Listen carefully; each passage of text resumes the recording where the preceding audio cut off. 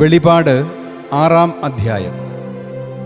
അനന്തരം ഞാൻ കണ്ടു, കുഞ്ഞാട് ആ 7 മുദ്രകളിൽ ഒന്ന് തുറന്നപ്പോൾ ആ 4 ജീവികളിൽ ഒന്ന് ഇടിനാദം പോലുള്ള സ്വരത്തിൽ പറയുന്നത് ഞാൻ കേട്ടു, വരിക. ഞാൻ കണ്ടു, ഇതാ ഒരു വെള്ളക്കുതിര, അതിൻ്റെ പുറത്ത് വില്ലുമായിരിക്കുന്ന ഒരുവൻ. അവന് ഒരു കിരീടം നൽകപ്പെട്ടു. അവൻ വിജയിച്ചുകൊണ്ടും വിജയിക്കാനായും പുറപ്പെട്ടു. അവൻ 2-ാമത്തെ മുദ്ര തുറന്നപ്പോൾ 2-ാമത്തെ ജീവി പറയുന്നത് ഞാൻ കേട്ടു, വരിക. അപ്പോൾ തീ നിറമുള്ള മറ്റൊരു കുതിര പുറപ്പെട്ടു. മനുഷ്യർ പരസ്പരം ഹിംസിക്കുമാറ് ഭൂമിയിൽ നിന്ന് സമാധാനം എടുത്തുകളയാൻ കുതിരപ്പുറത്തിരുന്നവന് അധികാരം നൽകപ്പെട്ടു. അവന് ഒരു വലിയ വാളും നൽകപ്പെട്ടു. അവൻ 3-ാമത്തെ മുദ്ര തുറന്നപ്പോൾ 3-ാമത്തെ ജീവി പറയുന്നത് ഞാൻ കേട്ടു, വരിക. ഞാൻ കണ്ടു, ഇതാ ഒരു കറുത്ത കുതിര, അതിൻ്റെ പുറത്തിരിക്കുന്നവൻ്റെ കയ്യിൽ ഒരു തുലാസ്. ആ 4 ജീവികളുടെയും മധ്യത്തിൽ നിന്ന് പറയുന്ന ഒരു സ്വരം പോലെ ഞാൻ കേട്ടു, 1 ദനാറയ്ക്ക് ഇടങ്ങഴി ഗോതമ്പ്, 1 ദനാറയ്ക്ക് 3 ഇടങ്ങഴി ബാർലി, എണ്ണയ്ക്കും വീഞ്ഞിനും കേടുവരുത്തരുത്.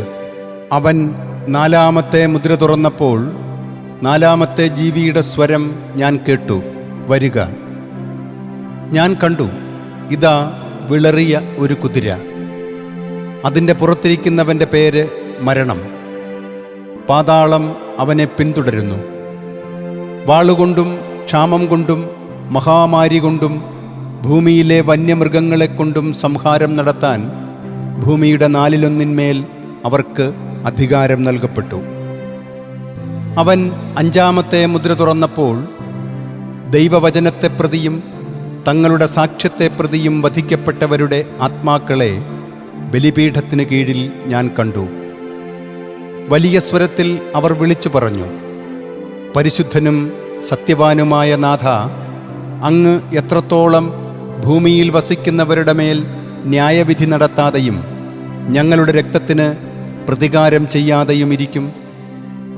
അവർക്ക് ഓരോരുത്തർക്കും വെള്ളയങ്കി നൽകപ്പെട്ടു. അവരെപ്പോലെ വധിക്കപ്പെടാനിരുന്ന സഹദാസരുടെയും സഹോദരരുടെയും എണ്ണം തികയുന്നതുവരെ അല്പസമയം കൂടി വിശ്രമിക്കാൻ അവർക്ക് നിർദ്ദേശം നൽകപ്പെട്ടു. അവൻ 6-ാമത്തെ മുദ്ര തുറന്നപ്പോൾ ഞാൻ കണ്ടു, വലിയ ഒരു ഭൂകമ്പമുണ്ടായി. സൂര്യൻ കരിമ്പടം പോലെ കറുപ്പായി, ചന്ദ്രൻ ആകെ രക്തം പോലെയായി.